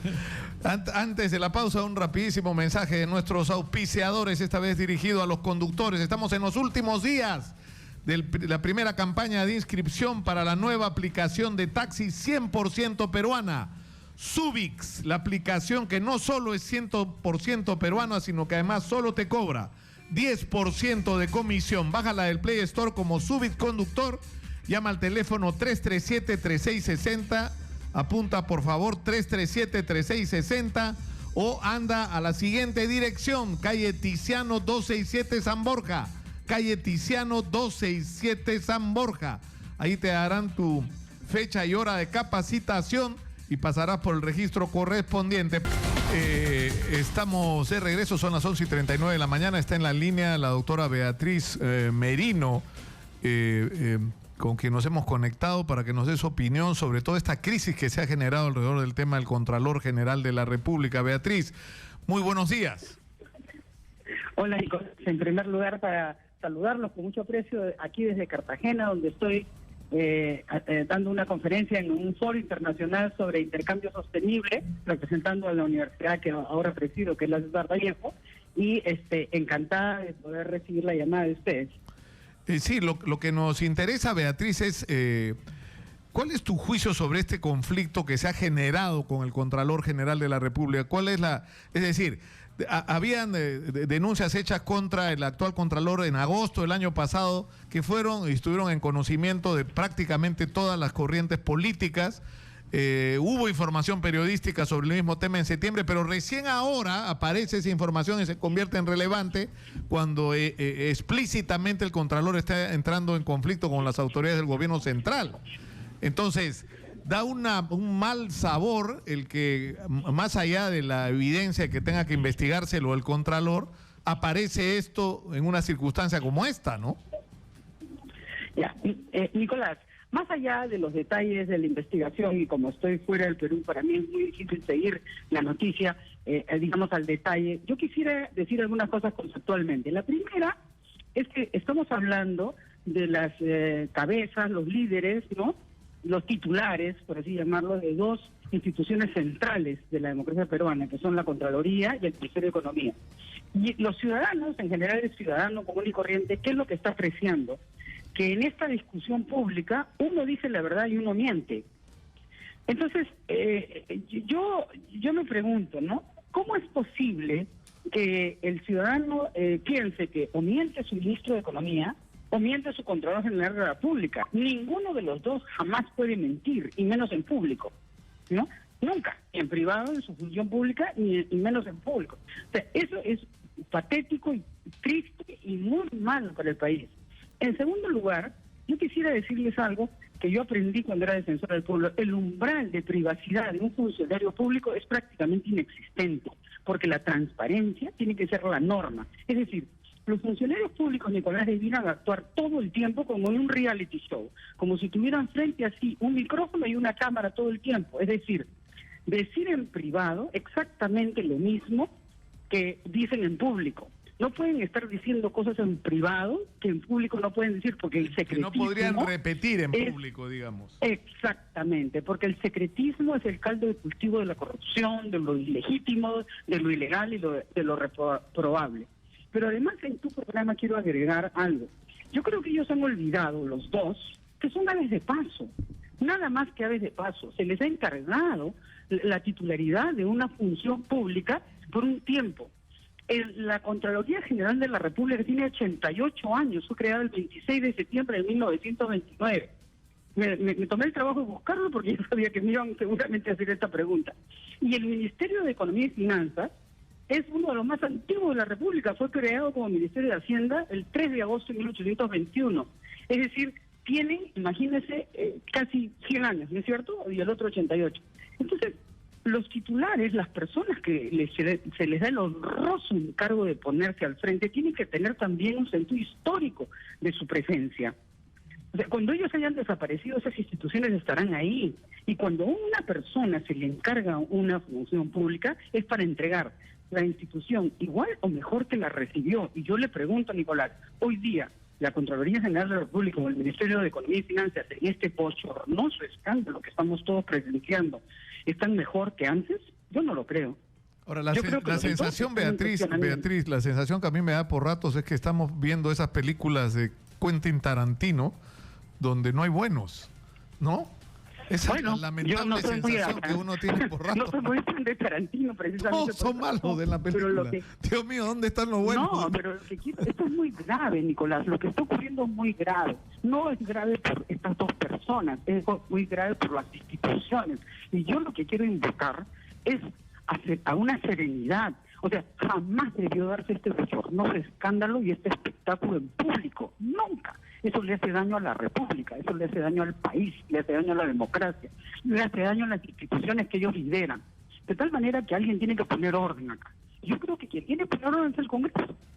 El Congreso General de la República, que nos representa a todos, tiene que poner orden. Porque no es posible que tengamos estos escándalos, estas acusaciones públicas de esta naturaleza entre dos altos funcionarios del Estado. Porque nosotros tenemos la obligación, Nicolás, de preservar una democracia que nos ha costado mucho, mucho fortalecer y crear, y no solo a unos pocos. Muchos hemos trabajado para que el Perú funcione hace muchos años como una democracia. De tal manera que, como alguien que ejerció durante 16 años de su vida la función pública, en muchos cargos como he sido yo, quiero hacer esa invocación, ¿no? Y porque estoy realmente perturbada, muy enojada, porque creo que no están teniendo un sentido histórico de la responsabilidad patriótica que tienen que tener como ser titulares de esas dos grandes instituciones. Muchas gracias a Beatriz Merino por atendernos. Ella está en Colombia en este momento participando en un evento, pero ha tenido la gentileza de atendernos. Muchas gracias, Beatriz. Gracias a ustedes, Nicolás, y a todos los radioescuchas de Radio Exitosa. Gracias. Beatriz Merino. Bien puestas, ¿eh?, las palabras de Beatriz Merino. Antes de seguir adelante, tenemos un mensaje de nuestro auspiciador. ¿Sabías que la tecnología Body Test es única y exclusiva de Paraíso y es utilizada para el diseño de los colchones de la mejor calidad? El Body Test identifica los puntos de presión que ejerce el cuerpo de una persona mientras descansa y la forma como se distribuye el peso sobre el colchón. De esta manera está garantizado un mejor descanso para una vida saludable. Porque una vez más, si no duermes bien, no vives bien, pues. Paraíso, 50 años soñando contigo.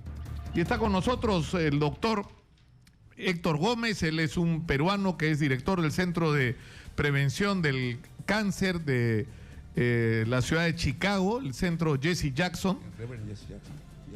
Bienvenido. Muchas gracias, Nicolás. Le rogaría si se acerca al micro, sí. Muchas gracias, Nicolás, por dar esta oportunidad y a televisión exitosa, porque quiero comunicarme con los peruanos y quiero contribuir para la salud de nuestra patria.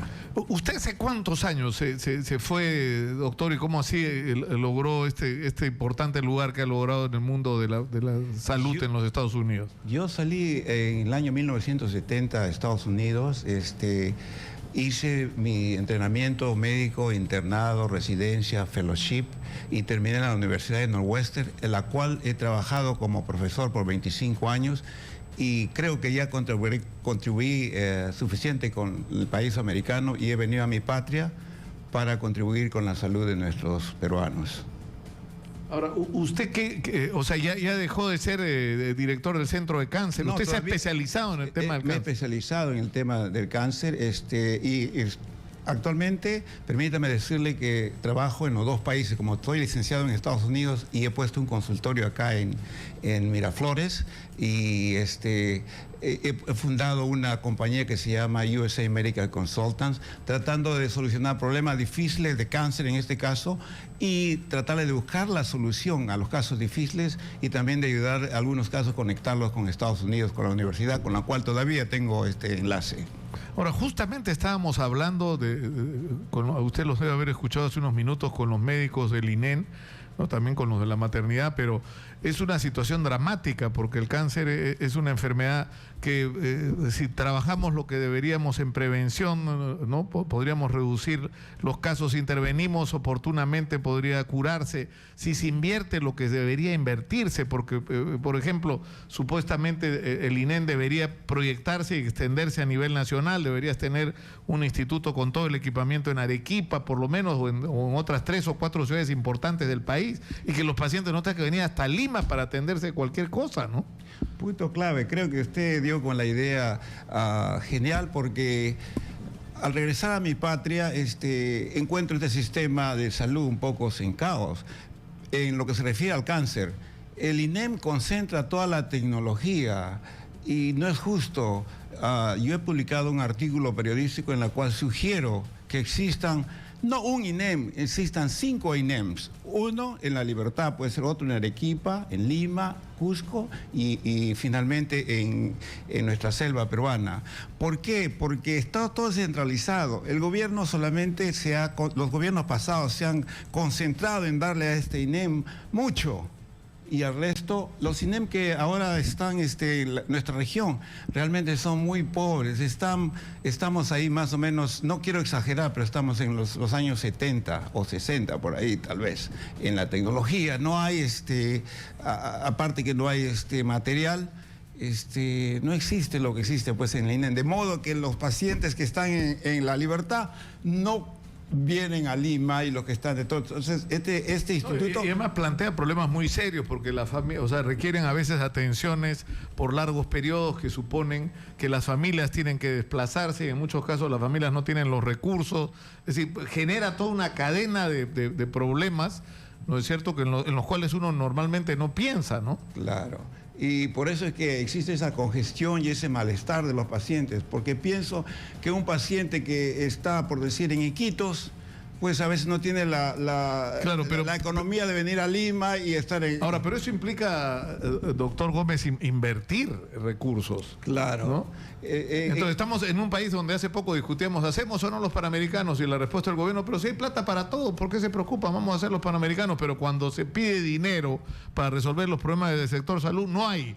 O cuando se pide dinero para resolver los problemas de educación, no hay. O sea, no hay. La respuesta es no hay. Sí, no hay dinero para lo indispensable, digamos. No quiero criticar a la presente administración, porque yo no soy ni de un partido ni otro. Yo soy del partido de Perú. Quiero que mi patria salga adelante. Y entonces, concerniente a lo que usted, a lo que usted dice, pienso que el gobierno no enfatiza en lo que es importante, como en otros países, la salud. ¿Qué puede hacer un pueblo sin salud? No puede hacer mucho. A usted mismo, si estuviera enfermo, no estuviera acá. Ahora, ¿qué es lo que propone usted hacer con toda la experiencia que tiene? Ya. Mire, de lo que usted se ha encontrado al frente. Ya, hoy día he venido, justamente estoy en una cruzada y es algo histórico y estoy muy contento de anunciarle a usted y al pueblo peruano que estamos en la formación de una institución llamada Hospicio. Me explico. Hace unos pocos días tuve un paciente terminal prácticamente con cáncer de estómago, y me llamaron a verlo al paciente. En su casa encontré una persona deshidratada, con dolor abdominal, confusa. Es lo que le sucede a la mayoría de los pacientes con cáncer, y a muchos pacientes, no solamente cáncer, sino terminales.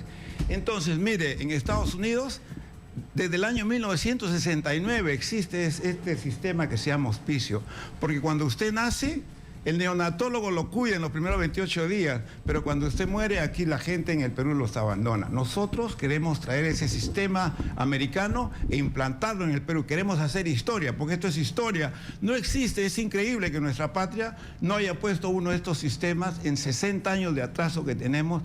Me parece que ahora es... ¿Y en qué consistirían estos hospicios? ¿En lugares donde un paciente terminal pueda recibir la atención que requiere y pueda tener ¿no? Es un sistema multifactorial, le explico. Está compuesto por el director del hospicio, el médico del paciente, tiene usted al consejero espiritual, tiene al psicólogo, tiene al dietista, al terapista, es decir, un grupo especializado de elementos de salud, la cual se concentra en el paciente y la familia, los educa y les proporciona cuidado médico.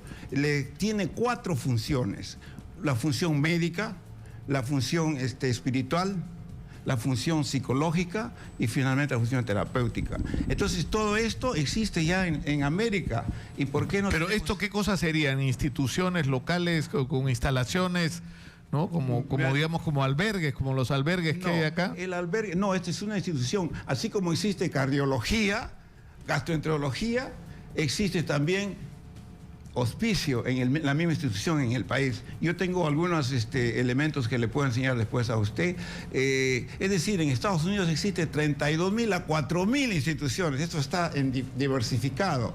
¿Por qué? Porque es importante que la persona muera como un humano, no en condiciones como ese paciente infrahumanas, ¿no? Confuso, con dolor. No es posible. El hospicio a usted le da calidad de vida. Le hace que sea... que los últimos días de su vida los lleve en las mejores condiciones y que tenga una muerte digna. Una muerte, exactamente, una muerte digna y humana. Entonces, ese es mi bandera por la cual he venido, y hoy día estoy alegre de anunciarle esto histórico, porque por primera vez estamos anunciando en Radio Exitosa que este programa, aunque cueste mucho trabajo, lo vamos a dejar establecido. Hoy día estoy muy feliz de estar acá y le agradezco a usted por darme la oportunidad. Muchas gracias al doctor Héctor Gómez. Él es un peruano que ha vivido muchísimos años en los Estados Unidos, que ha tenido mucho éxito allá y que ahora está tomando esta iniciativa, ¿no?, de crear estos auspicios para atender a los pacientes terminales de cáncer en el Perú. Muchas gracias por estar con nosotros. Muchas gracias. Muy gentil. Inmediatamente vamos a recibir, tenemos poco tiempo siempre, ¿no? Está con nosotros nuestra amiga Berta Pinto Villar, secretaria general del Sindicato Nacional de Obstetrices de Salud. Bienvenida. Bienvenida, Berta. Muchas gracias por estar acá, como siempre. Muchísimas gracias. También Bueno, felicitarte por el programa muy importante, muy interesante para todos nosotros. Y en esta oportunidad nuevamente viniendo a continuar con algunos puntos sobre... Con alguna información. El otro día hablamos sobre algo tan importante como el uso de preservativos correctamente, es decir, la necesidad de cuidar que el preservativo tenga la fecha de vencimiento vigente, que el preservativo no haya sido dañado, que tenga resistencia en el momento que uno lo guarda, abrirlo correctamente para no dañarlo, colocarlo correctamente y retirarlo correctamente, es decir, pero ahora hablemos de los otros métodos ahora. Bueno, uno de los métodos también bastante utilizados es la T de cobre, ¿no? Que es muy importante porque sabemos de que es un método que se utiliza para poder prolongar mucho más tiempo. Por ejemplo, dura 10 años. La T de cobre se introduce, ¿no es cierto? Es un dispositivo intrauterino que se coloca en el momento de la menstruación, ¿no? Dentro del útero. Es chiquito, ¿no? Y esto se coloca es un aplicador, pero no entra todo esto, por supuesto, ¿no? Y se coloca dentro del útero. Entonces va a quedar así y cuando quiere uno se controla, va a la obstetriz y la obstetra le controla, están los hilitos presentes, significa que está bien la T de cobre. El día que ella quiera retirarse y quiera tener bebé, inclusive viene en menstruación y se retira. Y se retira. Así es. No, o sea, tanto la instalación como el retiro tiene que hacerse durante el periodo de menstruación. Yo había traído también el espéculo. Porque ahora, antes de que siga adelante, Berta, ¿cuánto dura esto? 10 años. ¿Y cuán efectivo es? Bastante efectivo, ¿no? Más del 90%, o sea, es efectivo si utiliza adecuadamente, si va a sus controles, a sus chequeos. Ahora, hay que decir claramente que este método lo que hace es impedir, ¿no es cierto?, que una mujer salga embarazada, pero no te protege de nada más, no te protege de... No protege de las infecciones de transmisión sexual, del VIH. Para lo cual hay que usar preservativo. Ahora, el otro... Bueno, yo había traído el espéculo porque muchas de las mujeres cuando entran a la consulta o no van, tienen miedo a la colocación del espéculo. Tienen terror, lo que le dice, uy, me han puesto una boca de pato, dice ahí, ¿no? Este es el espéculo, que ahora ya es descartable, ¿no? Inclusive es personal para cada paciente, ¿no? Y no es tan traumático para colocarlo. Entonces nosotros lo que hacemos es colocamos el espéculo y ubicamos el cuello del útero. Esto es para el Papa Nicolau, para la toma de muestra, para la aplicación de la T de cobre o para visualizar algún otro problema dentro de la vagina. Entonces, ahora, otra de las cosas que tenemos que hablar por lo de la T de cobre es de que es importante que toda mujer sepa la secreción, el tipo de secreción normal que tiene la mujer, ¿no? El tipo de secreción normal es como la clara de huevo. Y la patológica podría ser blanco, si es como requesón o leche cortada, son hongos. Si es fluido con mal olor, pueden ser tricomonas. O si existe un olor como a manzana malograda, pescado malogrado, son bacterias. Esas son patológicas. Entonces tiene que ir a una consulta para tener su tratamiento. Esa paciente que tiene esa secreción no puede usar ese método. Primero tiene que tratarse y luego ya aplicarle la T de cobre. Las mujeres, ¿cada cuánto tiempo deberían ir a un control? Por ejemplo, el Papa Nicolau, una vez al año. Una vez al año. Tiene relaciones sexuales, no necesariamente desde que tiene bebé. Ahora, el Papa Nicolau, ¿qué es lo que te detecta? Las células patológicas. O sea, ¿no? el cáncer de cuello uterino, exacto, ¿no es cierto? Cáncer de cuello uterino. O sea, una vez al año, una vez de iniciada la vida sexual, la mujer tiene que hacerse regularmente este examen. En el consultorio de obstetricia, por ejemplo, las obstetras, hacemos el Papa Nicolau y también hacemos el examen de mamas. Nosotros habíamos planteado, por ejemplo, en Salud, y muy interesante la anterior ponencia, es en que debería de haber un consultorio diferenciado para Papa Nicolau, exclusivamente para el descarte de cáncer ginecológico, ¿no? Donde ahí todas las mujeres vayan, ¿no? Ya sean, si van por A o B motivo, necesariamente pasen al control. No importa la razón por la que fuiste, si eres mujer, hazte el control de Papa Nicolau si no te lo has hecho este año. Que no necesites hacer las colas que además largas, es un procedimiento rápido, exacto. ¿No es cierto? Así es, y una gran ventaja para detectar a tiempo ese cáncer y no estar con este problema del tratamiento que es costoso, problema para la familia, problema para la sociedad, problema para el gobierno, etcétera, ¿no? Ahora, ¿cuán extendidos están estos sistemas y la difusión de estos sistemas? Es decir, porque lo que necesitamos es información, las cifras sobre embarazo embarazos no deseados, sobre mujeres desesperadas que recurren a abortos, son tremendas. Tremendamente. El caso de adolescentes embarazadas, el otro día hablamos, más de 200.000 chicas entre 15 y 19 años que están embarazadas. O sea. Entonces nosotros tenemos que prevenir esto, ¿no? Y la prevención es muy importante a través de la educación sexual, a través de los consultorios diferenciados que debe existir en todos los centros asistenciales. Planificación familiar debe haber en todos los hospitales, desde el nivel 1 hasta el nivel 3 o nivel nacional. Debe haber planificación familiar. Pero lo que sucede, por ejemplo, en E-Salud, ¿no? Solamente somos 1.189 obstetras a nivel nacional. Y según la Organización Mundial de la Salud, por cada 500 mujeres en edad fértil debe haber una obstetra. Significa que hoy en día debería de haber más de 5.000 obstetras en E-Salud. O sea, tenemos la quinta parte. Exacto. Y sin contar ahora las adolescentes embarazadas que ahora tienen derecho a la atención, ¿no? Antes no tenían derecho. Ahora también las adolescentes gestantes tienen derecho a ser atendidas. Entonces hay una deficiencia tremenda de obstetras a nivel de salud, y eso a nivel nacional. No, la Organización Mundial de la Salud recomienda, ¿no?, que las obstetras deberían de estar para poder aplicar la educación sexual a nivel nacional. Pero esto debería ser una combinación, porque tú deberías tener acceso en todos los centros de salud a asesoría, asistencia, atención, a optar por el método que tú decidas, ¿no es cierto? Pero además esto es algo en lo que deberíamos estar involucrados los medios de comunicación, en los que debería abrirse los espacios en los colegios en los últimos años, cuando los chicos ya están, digamos... Desde ¿no? La primaria tienen que tener ellos. Claro, pero digamos sobre específicamente sobre los métodos de anticoncepción, ¿no? Y en las universidades, es decir, hay que usar todos los espacios, ¿no? Así es. Y ahora, más, la Organización Mundial de la Salud ya dijo de que no, los métodos de planificación familiar debe aperturarse ya todos los métodos a los adolescentes. O sea, sin ningún problema. Es peor tener un hijo no deseado. Claro, porque hay alguna gente dice que si se promueve la información sobre los métodos de anticoncepción, lo que vamos a hacer es estimular la actividad sexual precoz entre los chicos. Al contrario, es un derecho de la salud sexual y reproductiva de un ser humano, de toda mujer, de todo hombre, conocer su cuerpo, decidir, ¿no? O el saber decir no, decidir cuándo tener, cuándo no, relaciones coitales, cuándo tener hijos. ¿Y ustedes, por ejemplo, van a dar charlas a los colegios, van a...?